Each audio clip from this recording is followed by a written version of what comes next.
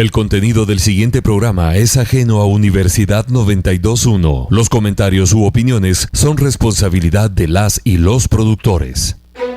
En el pasado, la pregunta política decisiva de la ciudadanía era ¿votar o no votar? ¿Votar o no votar? En nuestros días, la coyuntura electoral nos obliga a preguntarnos ¿por quién?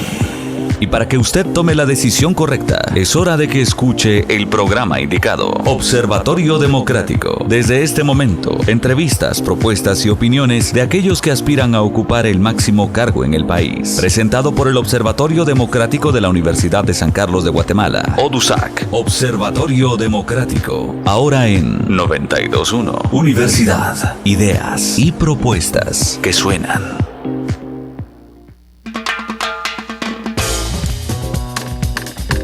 Muy buenos días, estimados amigos. Es un gusto saludarles nuevamente en este programa del Observatorio Democrático de la Universidad de San Carlos de Guatemala, en el cual estamos colaborando tanto el doctor Mario Roberto Morales. Buenos días, doctor. Hola, Carla, buenos días.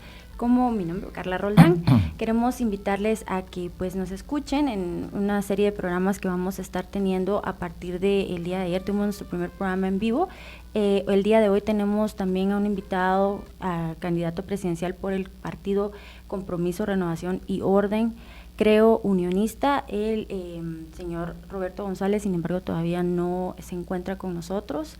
Estamos al pendiente de que él se integre para poder abordar su plan de gobierno, que es lo que en este programa buscamos. Sin embargo, pues les voy a comentar el objetivo del mismo para que empecemos ya a entrar en materia, en lo que le damos tiempo a la persona que se integre con nosotros. El objetivo de este programa es conocer de manera personal y directa los planes de gobierno y las propuestas de los candidatos a elección popular, por medio de la exposición de su plan de gobierno y de la explicación de las políticas y los mecanismos específicos que propone su partido para solucionar el problema económico, el político y sociocultural del país, además de la superación de esta crisis sistémica. Para que ustedes se puedan comunicar con nosotros, siempre es un gusto para mí recordarles las diferentes vías. Estamos utilizando el Facebook de nuestro programa, que normalmente llevamos los días jueves, Políticamente Hablando, así que por ahí mismo también nos pueden hacer llegar sus comentarios. En nuestro Facebook nos encuentra como Políticamente Hablando, en Twitter como ECP-USAC. Esto corresponde a las siglas de Escuela de Ciencia Política. A las líneas en cabina se puede comunicar también al 2207-9017 y 2207-9018 para poder también hacer sus consultas a nuestros entrevistados.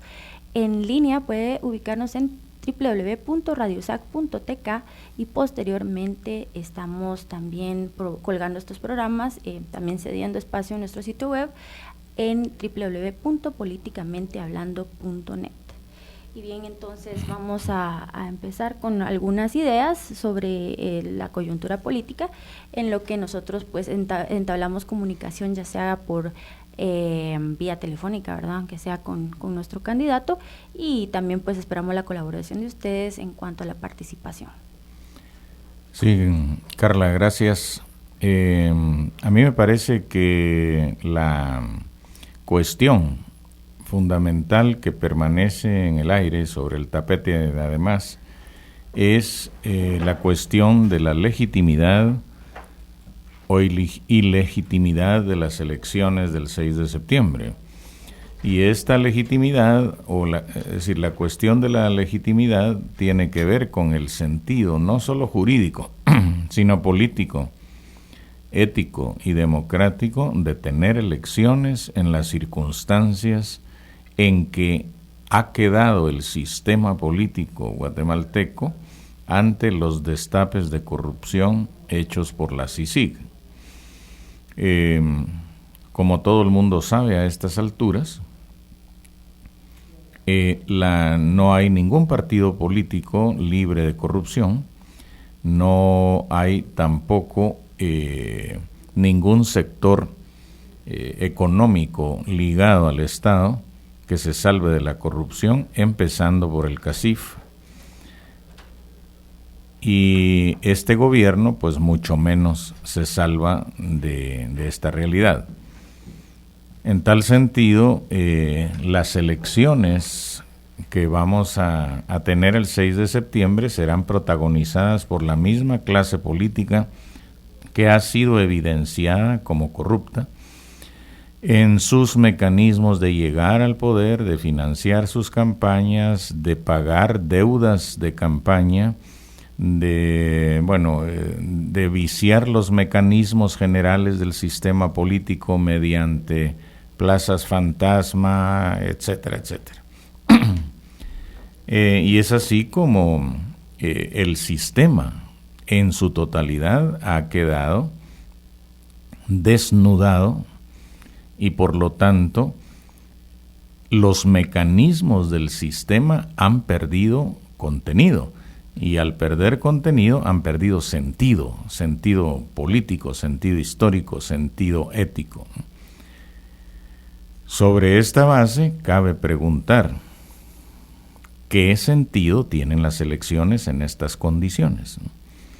Y naturalmente las posiciones que hay tienen que ver con el aferramiento, por un lado, el aferramiento legalista a la Constitución, que la Constitución da tales fechas y así tiene que ser, lo cual implica una concepción del derecho absolutamente desligada de la realidad concreta y del todo apegada a la letra y no al espíritu de la Constitución.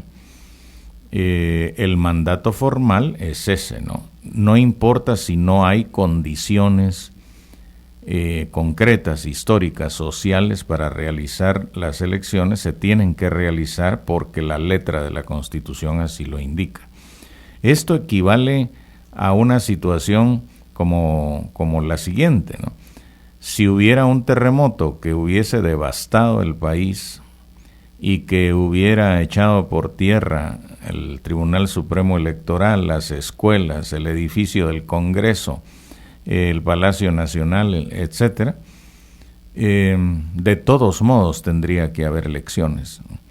Entonces habría que preguntarse quiénes van a ir a votar, quiénes irían a votar, cuántas personas irían a votar y por qué. Es decir, cuál sería el incentivo de ir a votar, cuál es el incentivo de un ciudadano guatemalteco de ir a elegir a un candidato que sabe que está manchado, porque ninguno está fuera de la mancha, ninguno. Esto del terremoto pues es un símil que trata de ilustrar el sinsentido que tiene el aferramiento legalista a la letra de la Constitución. Por otra parte, hay juristas, como por ejemplo los abogados del Grupo Intergeneracional, que externaron este criterio mediante un comunicado que está en las redes, que interpretan la Constitución, pero a la luz de lo social concreto, es decir, a la luz de lo que ocurre en la sociedad.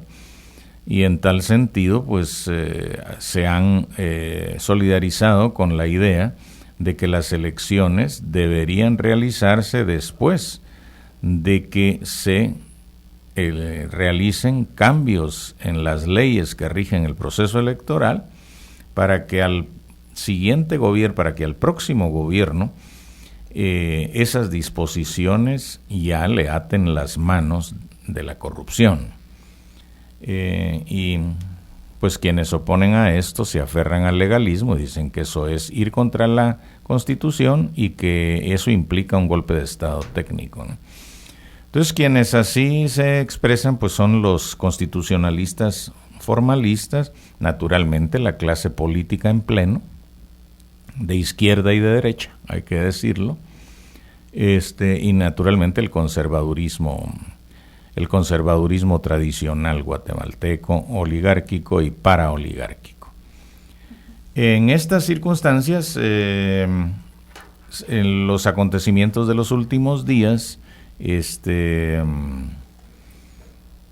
tienen que ver con, a mí me parece importante destacar, con el hecho de que el CACIF, algunos de cuyos miembros también han sido señalados de corrupción por la CICIG, lejos de oponerse a la acción de la CICIG, la alaba y la insta a continuar y la directiva en pleno del CACIF aparece en los medios tratando de encabezar la lucha contra la corrupción, ¿no? Unido a esto, en las últimas semanas, pues, y en general, a lo largo de todo el proceso de la CICIG, la ciudadanía echa de menos acciones en contra de los empresarios y las empresas corruptoras de las instituciones del Estado, concretamente en el caso de la línea, ¿no? Así que en esta situación estamos, y con este problema los dejo por el momento y le doy la palabra a Carla. Carla. Gracias, doctor. Bueno, comentándoles que ya tenemos acá en cabina a nuestro invitado del día de hoy, señor Roberto González, del partido Creo Unionista. Vamos a empezar entonces a escuchar un poquito sobre su experiencia para ir ahí rompiendo un poquito el hielo en la entrevista. Nos gustaría, por favor, que usted nos pueda comentar, señor González, cómo se describiría usted, cuál es su preparación para iniciar antes de conocer su plan de gobierno, por favor. Bueno, muchísimas gracias. Soy Roberto González, soy economista de profesión. He tenido la oportunidad de tener 2 posgrados relacionados con proyectos, uno de evaluación de proyectos que tuve en la Universidad Católica de Chile, y otro que es una certificación de administración de proyectos en la Universidad de Stanford en Estados Unidos, que me han permitido de alguna manera casi que observar el mundo todo en función de procesos y de proyectos. En cuanto a mi trayectoria, la he desempeñado mayoritariamente en el sector público. Empecé muy joven, en 1991, con la responsabilidad de la sugerencia de Empagua en la Municipalidad de Guatemala. Tenía 23 años, recién graduado, y a partir de ahí prácticamente he tenido una relación directa con el servicio público y con la política. Estuve 5 años en agua y saneamiento en la Municipalidad de Guatemala.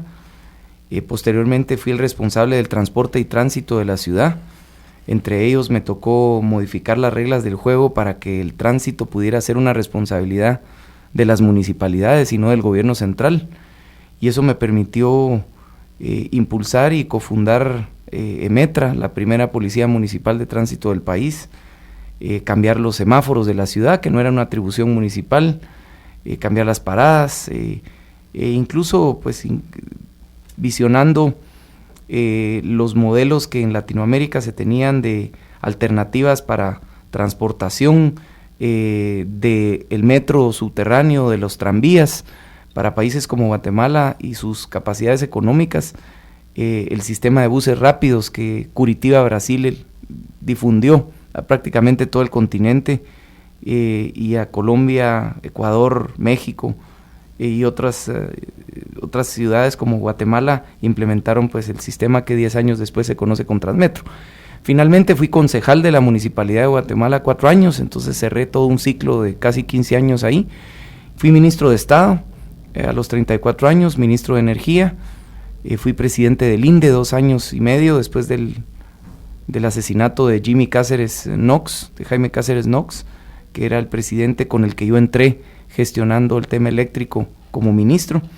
Y el último cargo público que tuve fue geográficamente a 8 metros del presidente de la República, como gerente de la presidencia de la República.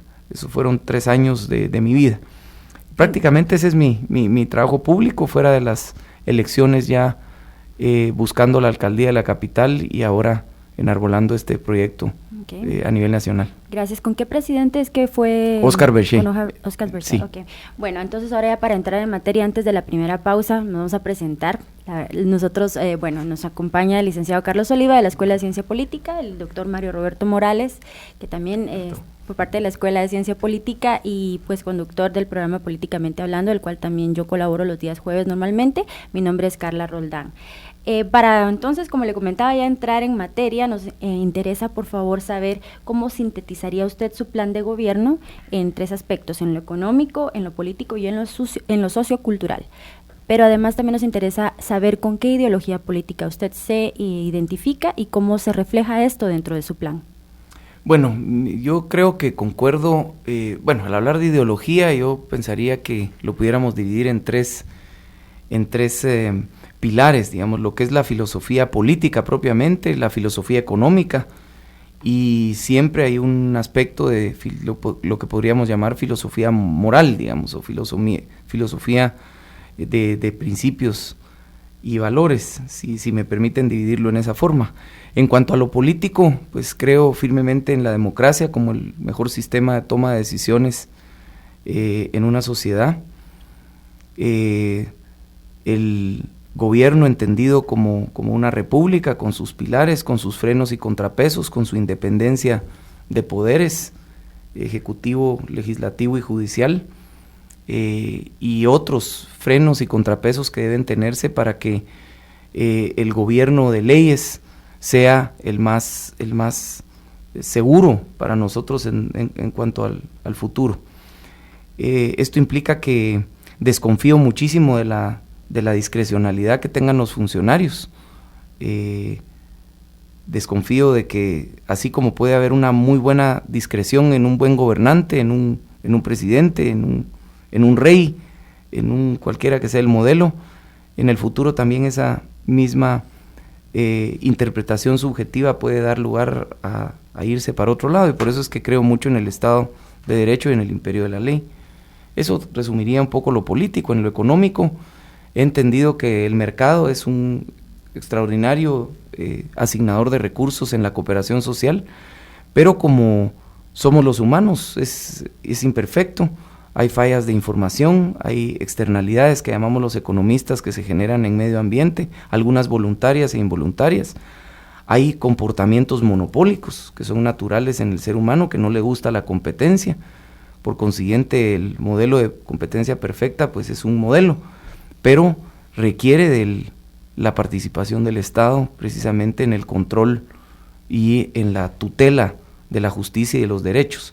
Y más allá, ir un poquito más a buscar las inequidades que existen en la sociedad, y esa búsqueda implica artificialmente tener que incorporarse pretendiendo una menor distorsión, pero una búsqueda de esa justicia equitativa en la sociedad. Tenemos ahorita más o menos 2 minutos antes de la primera pausa, un poquito, entonces entremos si quiere directamente a lo del plan de gobierno.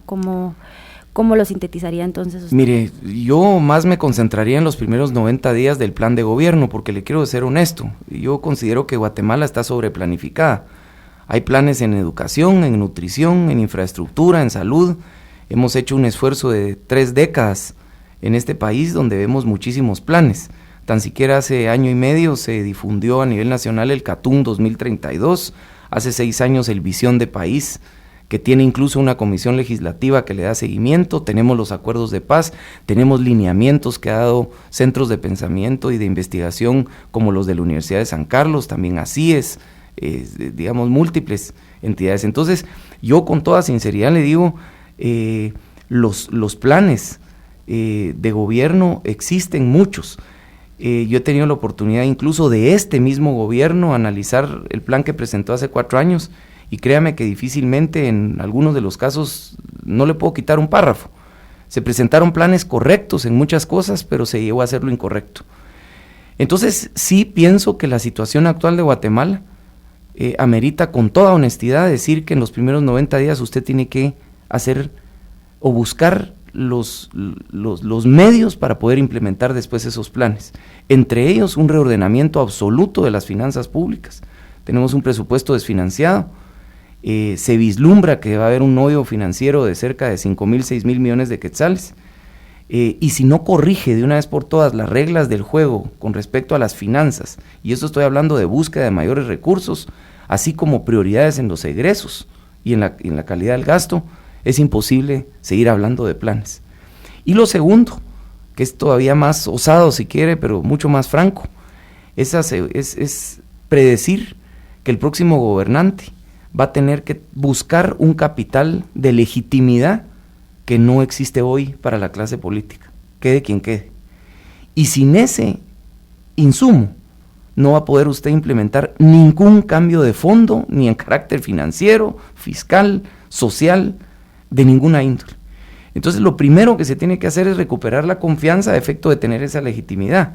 Y no encuentro, al menos yo, una forma de recuperar la confianza, de iniciarla, quedando muestras tangibles de una lucha anticorrupción que se ha iniciado por otros organismos del Ministerio Público y la CICIG de manera extraordinaria, pero que la tiene que demostrar el gobernante al llegar.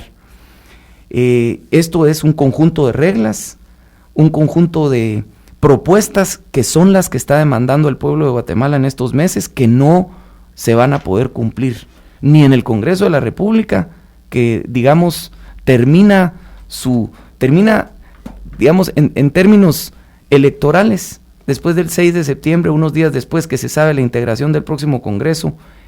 Este Congreso, en su epílogo, no creo que vaya a implementar esas grandes reformas sentidas y queridas por los guatemaltecos. Entonces lo tiene que hacer el próximo gobernante si quiere dejar de ser un presidente que medio aguante semanas o meses a un estadista que llegue a hacer los grandes cambios, porque el sistema, a nuestro juicio, colapsó. Llámese sistema, muchas reglas de juego, incluso a nivel constitucional. Eso precisamente abre la puerta a la siguiente pregunta. Bueno, ya nos comentó un poco de cómo planea financiar entonces estos 90 días de gobierno que nos comentaba. Y esta pregunta entonces va respecto a eso. ¿Qué salidas encuentra usted para la crisis que se da en este momento, la crisis política y la reforma del Estado? ¿Cuáles son sus opiniones acerca de toda esta situación que está viviendo, las demandas ciudadanas y las reformas que se están solicitando? Mire, yo anhelo que la población no baje los brazos en ningún momento, que las elecciones no sirvan como una especie de enfriamiento para estas demandas que se están pidiendo en temas de servicio civil, en la forma en que contrata el Estado sus recursos. Pues ya mencioné los recursos humanos, pero también sobre todo los bienes y servicios que se contratan, que precisamente ahí están las grandes fugas de corruptela que hemos visto. Necesitamos reformas profundas también en ámbitos judiciales, de temas de justicia, temas políticos para perfeccionar nuestra democracia. Yo por ejemplo, soy un impulsor de que el Congreso de la República sea electo en un periodo distinto del presidente, a efecto de que sea una formación cuasi obligatoria de que la sociedad comprenda la naturaleza de esa elección, de lo que significa ser un diputado, el rol legislativo y que tiene el Congreso, que hoy en día por el presidencialismo cultural que tenemos, se va como detrás de la estela de esa gran lancha presidencialista que no deja, a mi juicio, un voto más consciente. Entonces creo yo que las mejoras del Congreso pueden venir de tenerlo en una manera electo, digamos, de una manera distinta, mucho más profesional, en el sentido de que usted pueda votar por sus diputados de forma uninominal, sin romper los partidos políticos, es decir, que la lista de los diputados siempre sea partidaria. Ese tipo de cambios, todos estamos hablando de reformas constitucionales. Su pregunta, ¿cómo pienso yo como futuro presidente en ese rol entender esta crisis? Pues la entiendo como una gran oportunidad. La entiendo con que el próximo gobernante, por supervivencia, va a tener que adoptar desde el primer día esta agenda que a mi juicio va a ser pendiente hasta ese día de inicio de gobierno, y si no la hace, así como decían siempre que la luna de miel de los gobernantes llegaba hasta Semana Santa y que el lunes de Pascua todo cambiaba, y aunque no me lo crea, medio lo he visto que sí es parecido. Hoy no veo una luna de miel que llegue ni al Día del Cariño.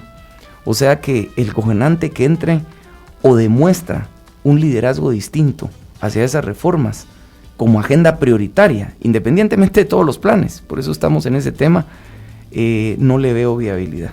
Bien, bueno, hemos llegado ya a la primera pausa, vamos a escuchar noticias del informativo y recuerde que siga escuchando este programa, tenemos más preguntas para nuestro invitado el día de hoy.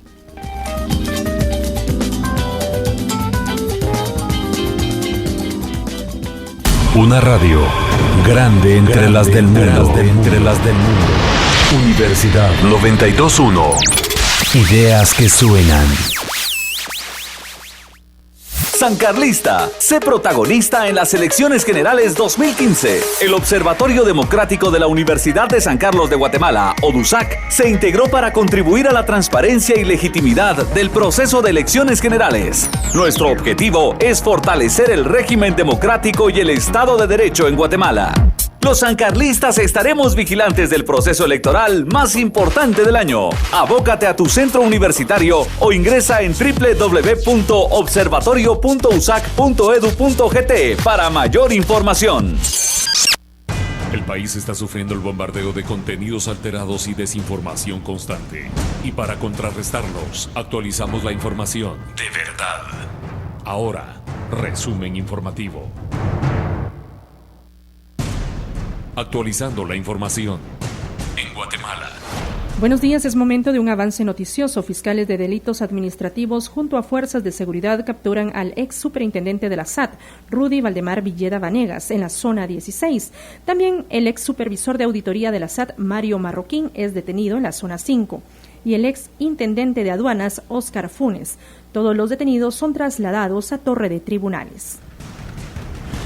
La Policía Municipal de Tránsito reporta un accidente vial donde un tráiler de chatarra fue empotrado. El hecho ocurrió en la calzada San Juan, Puente El Caminero. Se le recomienda elegir vías alternas.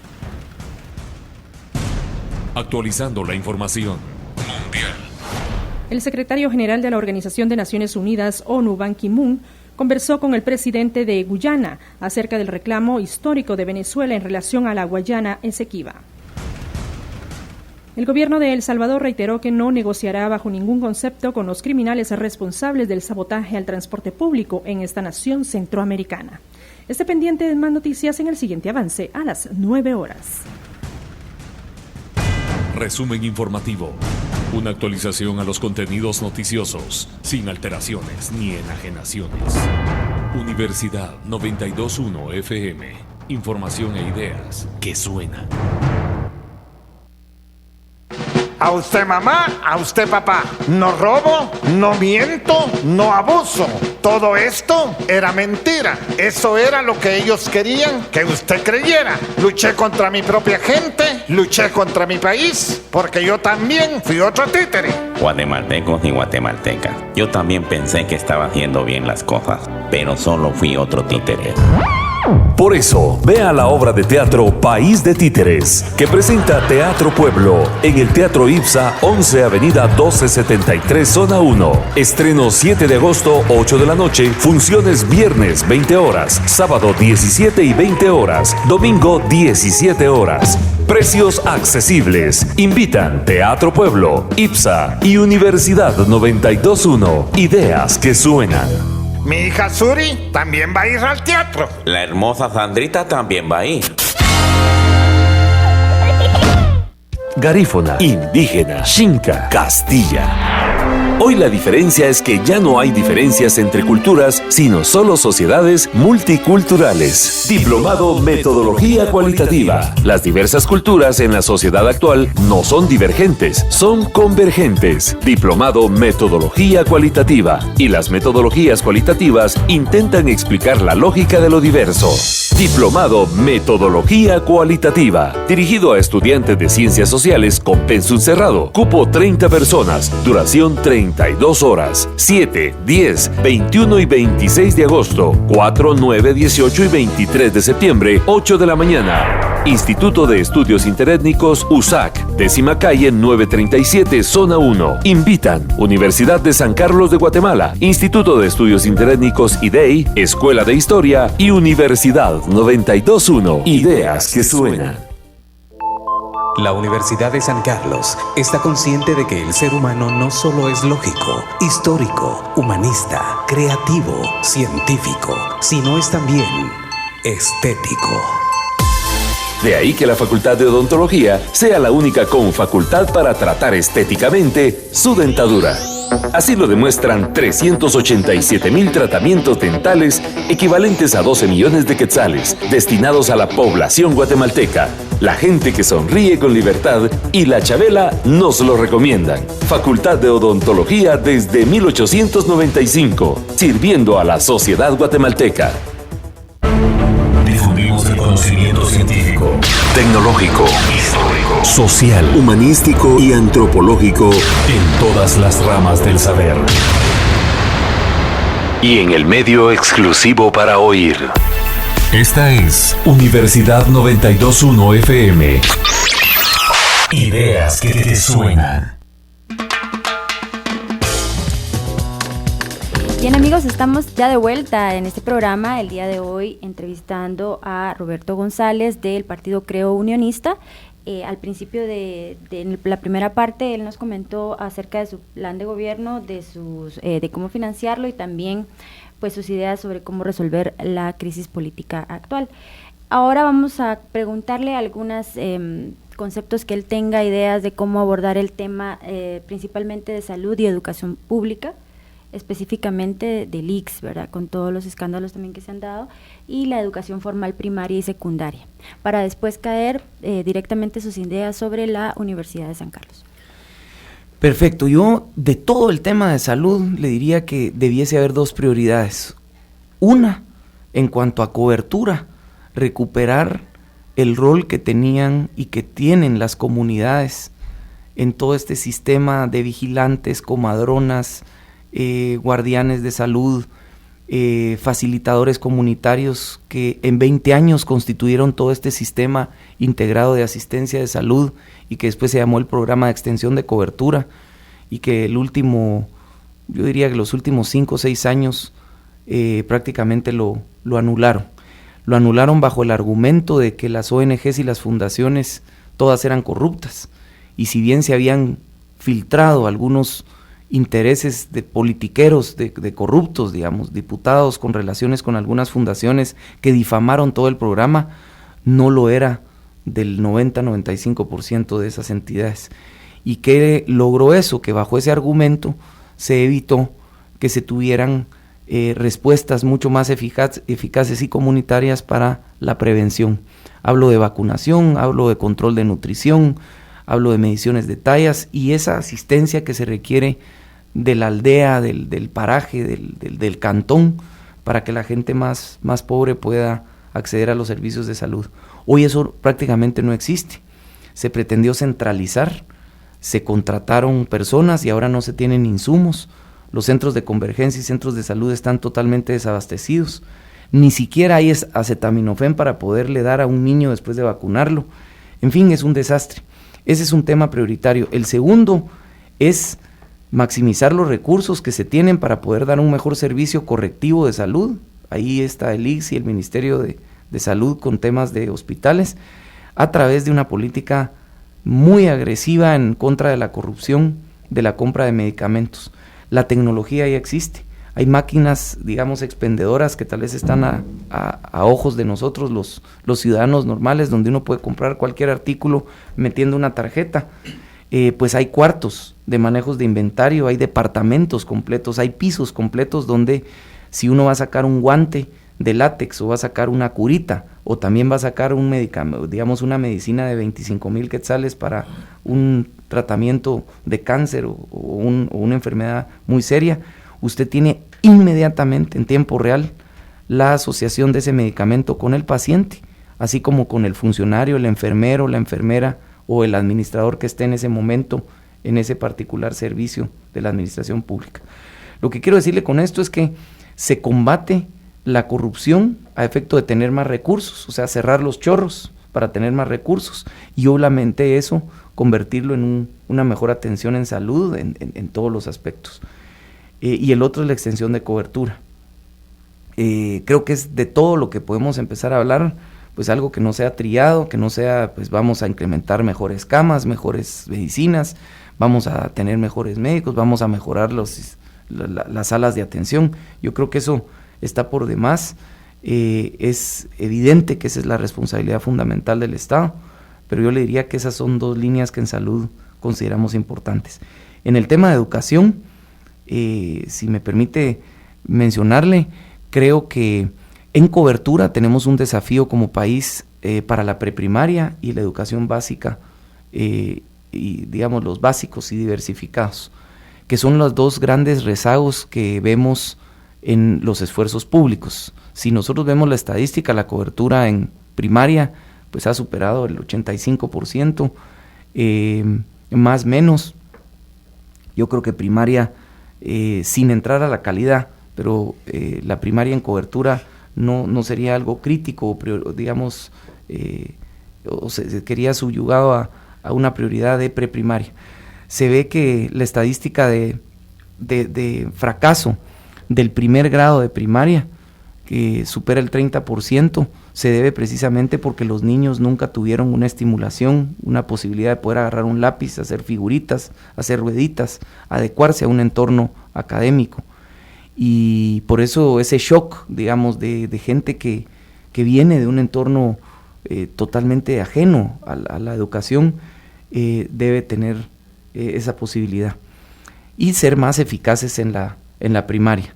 Y luego el básico y diversificado, que creo que el desafío es que ya no solo se dé conocimiento en el contenido del pensum, sino que se potencie mucho las habilidades y sobre todo las actitudes que requiere este siglo. Hablo de actitud de seguridad en sí mismo, de trabajo en equipo, de comunicarse mejor. Y abro paréntesis, en comunicarse mejor también la educación, digamos, multicultural que tenemos, o de multiidiomas que tenemos en Guatemala, se ha demostrado que es súper efectiva para que la comprensión del niño sea mucho más efectiva. No es un tema un poquito exótico de estar manteniendo nuestros idiomas, es un tema fundamental para que los niños comprendan con su lenguaje materno pues las capacidades, habilidades y actitudes. Entonces yo le diría que en esos dos sentidos, podemos hablar muchas cosas más de la profesionalización de los maestros, de cómo se está haciendo, qué alternativas deben tener, que solo para terminar es de reconocer que la calidad de quien enseña, la calidad formativa, pedagógica, metodológica, es fundamental para que tengamos buenos resultados en educación. Con respecto a la Universidad de San Carlos de Guatemala, ¿cuáles son sus ideas? Mire, primero que todo, cumplir sin discrecionalidad con el aporte a la universidad. Y digo sin discrecionalidad porque ya se empezó a volver un tema de estar argumentando y interpretando que en base a los ingresos corrientes, que estos ingresos de los corrientes tienen que ser tales y tales ingresos. O sea, se ha estado objetando los montos a la Universidad de San Carlos. Y segundo, ya la política empezó a chuquear, perdón por la expresión, ese aporte. ¿En función de qué? De los poderes que tiene la Universidad de San Carlos en distintos ámbitos. Por ejemplo, los cuerpos colegiados, juntas directivas como el ICS, como la Junta Monetaria, por mencionar algunos, pero muchísimos más, son las postulaciones al organismo judicial, son grandes poderes que tiene la academia en la Universidad de San Carlos con sus representaciones, y eso obviamente ya fue sujeto de politización en algún grado. Y aunque yo no le diría que está en términos graves, porque nos pasaríamos todo el programa hablando, pero sí ya hubo brotes de esa enfermedad. Y por consiguiente, lo que queremos hacer es que el financiamiento a la Universidad de San Carlos sobre el presupuesto se establecen 10, digamos, aportes, si lo quieren ver así, presupuestados, y en los últimos 2 meses se ajusta si fue para más o fue para menos en función de un valor discreto, concreto, no objetable sobre los ingresos completos de la administración pública. Bien, gracias. Vamos a recordarles siempre a nuestros amigos que tenemos abiertas las diferentes vías de comunicación, electrónicamente o digitalmente. Nos pueden encontrar en Facebook, Políticamente Hablando, y en Twitter como SP-USAC. También comunicarse acá a cabina al 2207-9017 y 2207-9018. Tenemos una intervención del licenciado Carlos Oliva. Por favor, licenciado. Bien, yo tengo una de las preguntas difíciles, bueno, también las anteriores, pero tenemos un público culto, y partiendo que principalmente en ciencias sociales se estudian algunos de los libros y algunos de las investigaciones de Marta Elena Casau Zarzú, quien entre otros planteamientos escribe sobre las élites económicas, su influencia, cómo han estado detrás de los gobiernos de turno y prácticamente desde la colonia, ¿no? Y al igual que Sergio Tischler, cuando habla del estado finquero que tenemos, estos privilegios que se han mantenido en estas familias, en alguna medida se identifican con su familia. Entonces yo quisiera que usted explicara o en algún momento ampliara o negara esta relación. Gracias. No, yo creo que la hipótesis que plantea en sus distintos libros, por ejemplo, Linaje y Racismo, que menciona, si hacemos una interpretación de la participación política respecto a familias criollas, digamos guatemaltecas, hay una relación directa en la medida que partimos desde la colonia hasta nuestros días. O sea, ha sido gente que tuvo todas las oportunidades, tenía la ley, tenía prácticamente el desarrollo de lo que iban a ser las reglas del juego en no solo Guatemala, sino que Centroamérica y en general en Latinoamérica. Sin embargo, coincido con esa tesis de esa participación, pero hoy en día yo pensaría que va en detrimento esa relación, puesto que las riquezas, digámoslo así, como fuente de poder real dentro de una sociedad, que se asociaban cabalmente a esa vinculación social, digamos, de castas, digamos, se ha ido perdiendo aceleradamente en nuestro siglo. Las nuevas formas de servir en el mundo hace que cualquier joven hoy en día, con un buen desarrollo de una aplicación de software, como lo vemos en el mundo, llegue a tener grandes riquezas, digamos, y que esto vaya haciendo caduco, digamos, la siempre unificada sociedad relacionada con el estrato socioeconómico versus su capacidad económica. Dicho de otra manera, hay mucho nuevo rico. No estoy hablando del nuevo rico corrupto, digamos, que es también un fenómeno en sí mismo, pero yo creo que ya el esparcimiento, digamos, de la riqueza y los accesos a cada vez más población que está teniendo más oportunidades, la difusión en la internet de la sabiduría mundial, digamos, que está hoy en día al alcance de casi que cualquier persona, que antes eso no existía, más que a los privilegiados, digámoslo así, a mi juicio se va a ir perdiendo en nuestra sociedad. Y creo que para bien, porque no creo que ninguna consideración de carácter de cuna o de términos de familia o lo que sea, haga a una persona per se mejor que otra, ni en lo absoluto. Yo creo que son otros los criterios, ¿verdad? Sí, regresamos ahora con hablando sobre sus planes.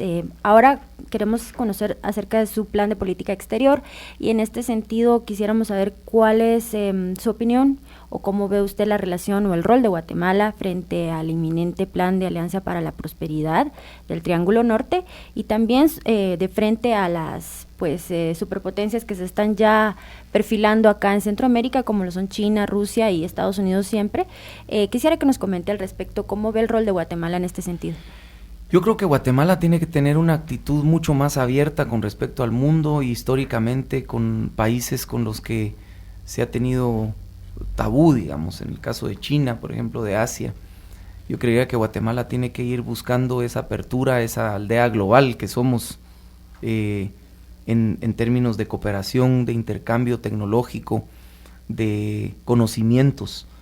Vemos, por ejemplo, las dinámicas o los programas que ha tenido la India, por ejemplo, Singapur, para tener educación en distintos países, tanto en Europa como en Estados Unidos, incluso también en países del este europeo. Creo que viene un siglo de cada vez más apertura. Por consiguiente, yo creo que la característica de apertura, no solo en términos comerciales, sino que en términos políticos, debe ser una prioridad. Con respecto a la Alianza para la Prosperidad, se ha circunscrito y es lógico que el mercado más grande del mundo que tenemos, digamos, cerca, los guatemaltecos, que es Estados Unidos, tiene una amplísima influencia comercial en nosotros, y tenemos con ellos fenómenos como migratorios, tenemos el narcotráfico como parte del tráfico y de las rutas de la droga, y hoy en día nuestra fortaleza institucional política o debilidad puede ser sujeta, digamos, de que enemigos, digamos, de la democracia o de nuestro orden, como vemos el Estado Islámico, digamos, con el terrorismo, también sea parte de los intereses que ellos tienen de que aquí pues no se esté ni comercializando productos para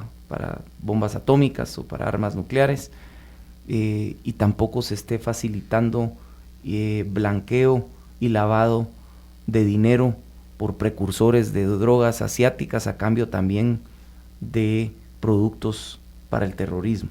Entonces no es casualidad que Estados Unidos recientemente, incluso posterior a esa famosa alianza de la prosperidad, haya manifestado que Guatemala es uno de los países prioritarios en su no solo vigilia, sino que en relación. Entonces no podemos escaparnos a estas relaciones internacionales en ese concepto de aldea global, y a nosotros sí nos afecta muchísimo. Más deberíamos tener un liderazgo de cómo potenciamos las oportunidades de ese mercado cercano, de ese cúmulo de oportunidades, de tolerancias que ese país ha tenido en libertad para que cohabiten en ese país que ha sido fundado por distintas culturas, distintas etnias, distintas religiones, y que sigamos enarbolando la libertad como esencia de la naturaleza humana. Muy bien, vamos a regresar un poquito también a lo interno. Es una pregunta que no podemos dejar de lado, y es acerca de sus ideas. Ya nos comentó un poco sobre sus ideas del combate a la corrupción y a la impunidad. En cuanto a la seguridad ciudadana, también, ¿qué ideas tiene? ¿Cómo puede mejorar esta situación que realmente afecta y es una de las principales problemáticas para el guatemalteco común, ¿verdad? De a pie. Después de que sucede el crimen, se puede identificar el enfoque correctivo o punitivo, como le llaman en otros lados. Es decir, ya sucedió el crimen, ¿qué hacemos con él?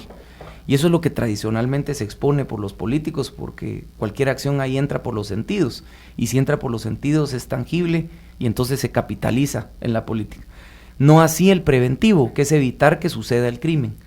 Entonces, por ejemplo, esfuerzos en ese lado son más difíciles de vender, digamos, desde el punto de vista político, pero son los más asertivos, son los más eficaces. Pero volviendo al tema correctivo, inicia entonces con la investigación, lo que se llama la inteligencia, la investigación científica que conduce a encontrar a un criminal.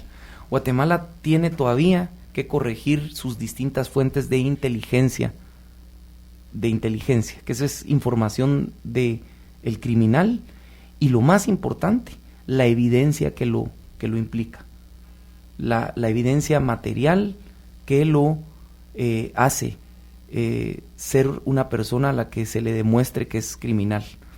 Y hago énfasis en esto porque hoy lo que se usa en las distintas fuentes de información que tiene, solamente en Gobernación está la de Gobernación y está la de la Policía Nacional, que muchas veces tienen que coordinarse con la del Ministerio Público. Solo ahí ya vemos una trilogía de investigación, de inteligencia, que tiene que corregirse.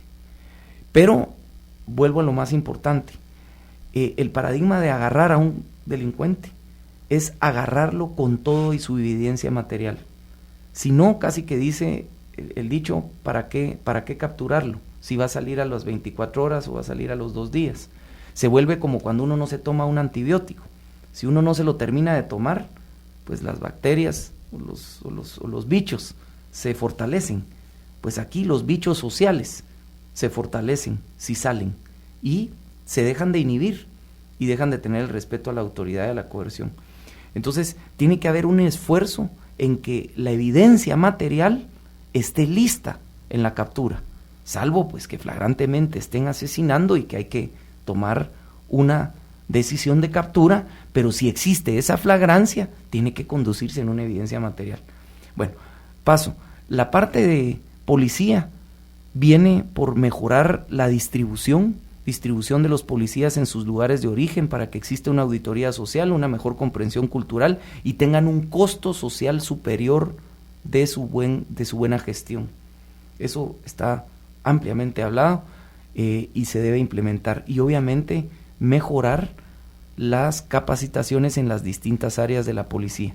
Yo lo que le quiero decir es que yo quisiera como que se entendiera que van a haber distintas materias dentro de la policía para que uno pueda departamentalizar los recursos humanos o los policías para distintas áreas, no solo geográficas, sino que funcionales. ¿Y qué me refiero con esto? Que no quisiera que estén todos juntos haciendo todo, porque también ahí, si entra la corrupción, si entra como ha entrado, si entra el vicio y el crimen organizado en un solo bolsón, es mucho más difícil administrarlo. Dicho de otra manera, se ponen distintos fruteros con distintas frutas y no todo en un costal donde si una fruta se pudre al resto. Bien, perfecto. Ahora hay otros 3 temas que nos gustaría abordar y que creo que son muy importantes para la Universidad de San Carlos y para todos los guatemaltecos en general. Y es aquí sobre ¿qué opinión tiene usted acerca de, primero, la cooperación internacional en el país y en materia de interculturalidad y pueblos indígenas, por supuesto? Y también sus ideas acerca de las mujeres y de la diversidad sexual. Bueno, en términos de cooperación internacional, absolutamente abierto. Yo creo que siempre es bienvenida la cooperación. Creo que sí hay importantes aportes que tenemos que hacer a efecto de volverla mucho más efectiva, mucho más fiscalizable. Creo que venimos de un par de décadas donde se ha aprovechado de la cooperación internacional, sobre todo el Estado, para incluso canalizar corrupciones y mediocridades en esos aportes. Pensaría que mucha de la cooperación que viene para proyectos productivos debiese disminuirse en cuestiones de asesorías y consultorías, porque también en todo esto pues hay una plataforma que busca cooperación para esos proyectos, pero que vive de esa tecnocracia, que creo que debiésemos nosotros disminuirla a efecto de tener cosas mucho más tangibles, mucho más productivas, siempre y cuando nuestra burocracia también sea profesional y sea honesta. En cuanto al tema de género, de interculturalidad, bueno, el mismo término que implica que cohabitamos culturas, que somos gente que nos estamos entrelazados. Tengo un concepto de que los guatemaltecos somos hermanos todos y tenemos que propiciar esos intercambios. Por ejemplo, nosotros dentro del partido, les voy a compartir algo que pudiera interpretarse de entrada como chocante, pero hemos minimizado los roles de tener Secretaría de Indígenas, Secretaría de Mujeres y Secretaría de Jóvenes. Digo minimizado porque establece la ley que deben tener esos órganos.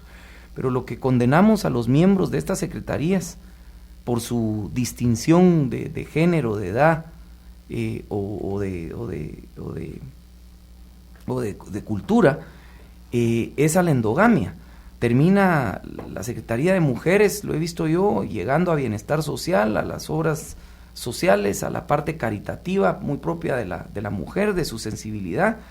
Al indígena se le ha dado históricamente cultura como para que tenga su nicho, y a los jóvenes a organizar actividades propias de juventud en el domo y temas deportivos y culturales de menor importancia.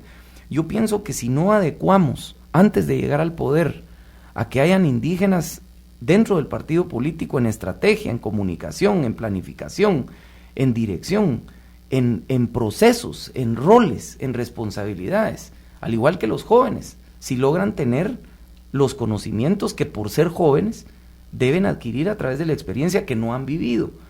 Pero si lo pueden hacer, darles la oportunidad igual a la mujer.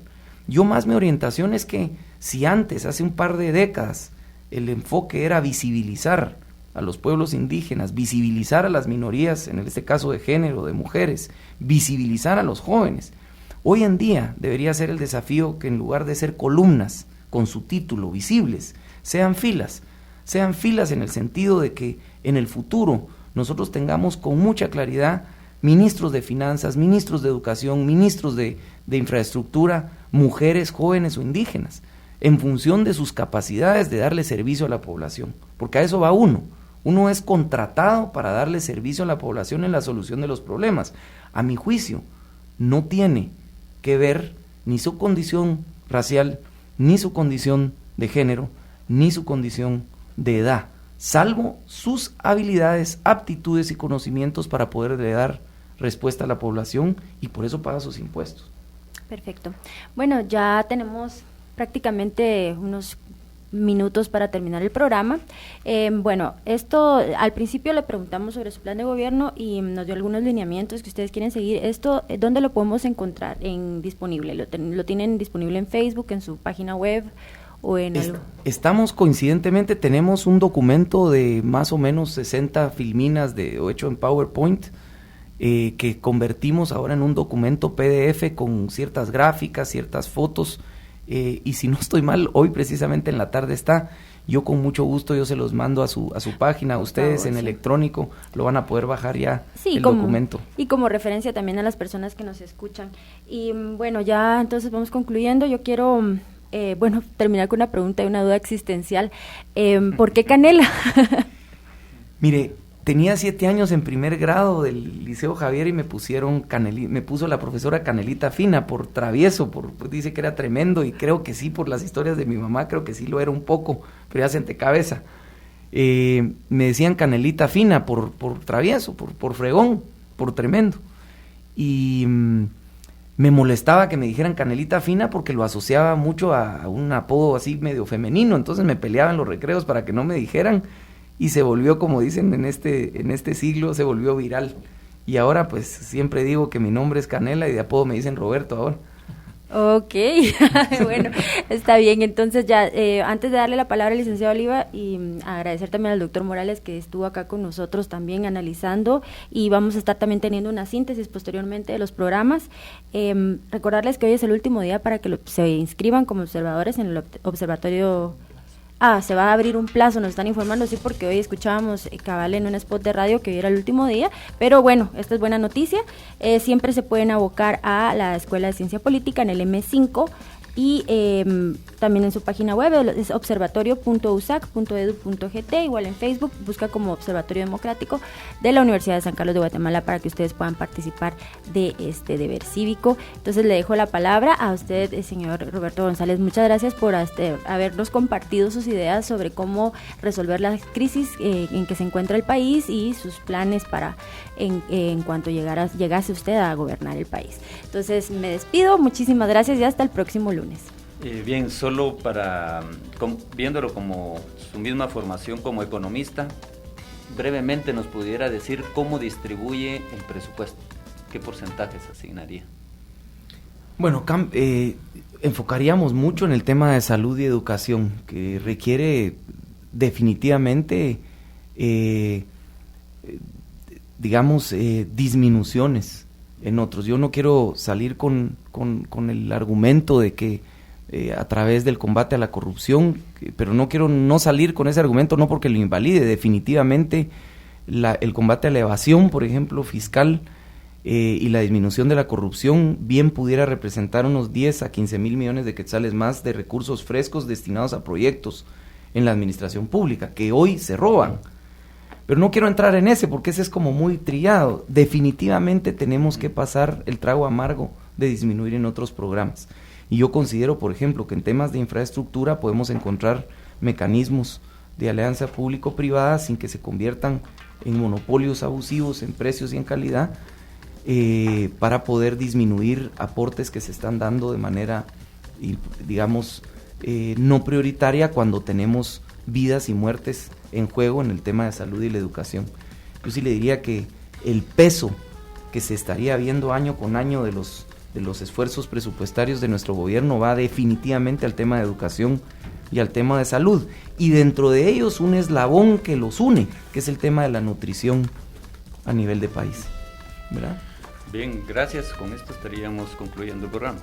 Bueno, muchísimas gracias. Yo les agradezco mucho, sobre todo la honra de tener aquí al doctor Morales, que es una persona que aunque seguramente no me lo tendrá que decir él, discrepamos en algunos quizás temas ideológicos importantes, pero felicito a la Universidad de San Carlos, siempre congruencia, mucha consistencia, mucho rigor intelectual y sobre todo defensa de esos principios ideológicos que nos han marcado y que, como todos guatemaltecos apreciamos, somos producto de nuestra cultura, de nuestra educación, de nuestro tiempo, de nuestra vida.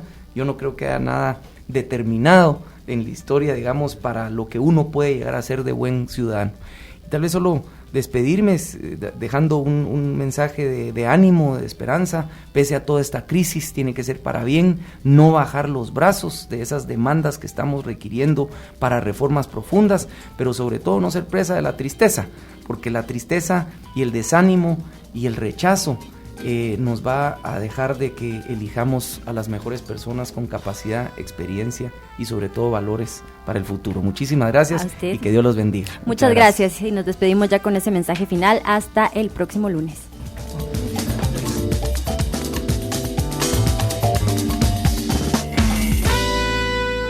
En la actual coyuntura electoral, para que usted tome la decisión correcta, escuche el programa indicado en la próxima emisión. Observatorio Democrático. Política Nacional en la Universidad Nacional y su estación 92.1. Universidad. Ideas y propuestas que suenan. El contenido del programa anterior es ajeno a Universidad 92.1. Los comentarios u opiniones son responsabilidad de las y los productores.